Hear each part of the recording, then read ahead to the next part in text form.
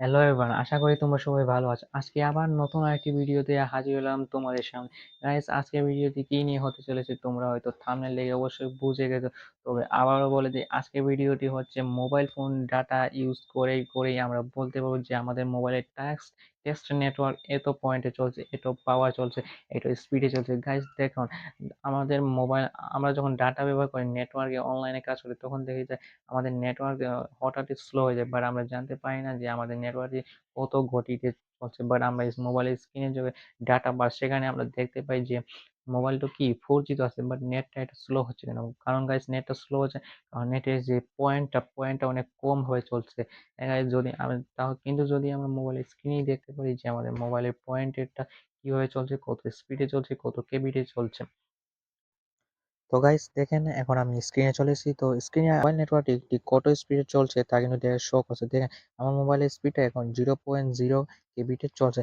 দেখেন, আপনারাও আমার মতো এইভাবেই আপনাদের স্ক্রিনে এইটি আনতে পারবেন। তো আনার জন্য আপনাকে কোথায় যেতে হবে? প্রথমে আপনাদের সেটিং অপশনে যেতে হবে। তো আমি এখানে সেটিং অপশনে চলে যাব।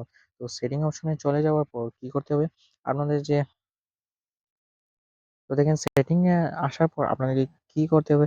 এই যে দেখেন, এই যে এখানে নোটিফিকেশন কন্ট্রোল সেন্টারে এখানে আপনাদেরকে ক্লিক করতে হবে।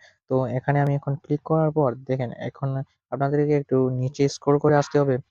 দেখতে পাবেন এই যে নিচে লেখা আছে স্ট্যাটাস বার। এই যে সবচেয়ে নিচে লেখা আছে স্ট্যাটাস বারে ক্লিক করার পর এখানে দেখেন শো কানেকশন স্পিডটা এইভাবে অফ করা থাকবে, বাট আপনাদেরকে এটা অন করে নিতে হবে।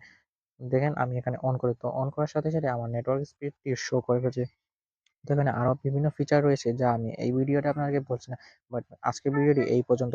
দেখেন, এখন আমার মোবাইল নেটওয়ার্কটি ঠিক কত স্পিডে চলছে তা এখন এখানে শো করছে। গাইস, তো আপনারাও যদি এভাবে শো করাতে চান তাহলে আমার ট্রিক্সটি অনুসরণ করে আপনারাও শো করতে পারবেন আপনাদের মোবাইল। ধন্যবাদ সবাইকে। ভিডিওটি যদি ভালো লেগে থাকে অবশ্যই চ্যানেলটাকে সাবস্ক্রাইব করে দিবেন।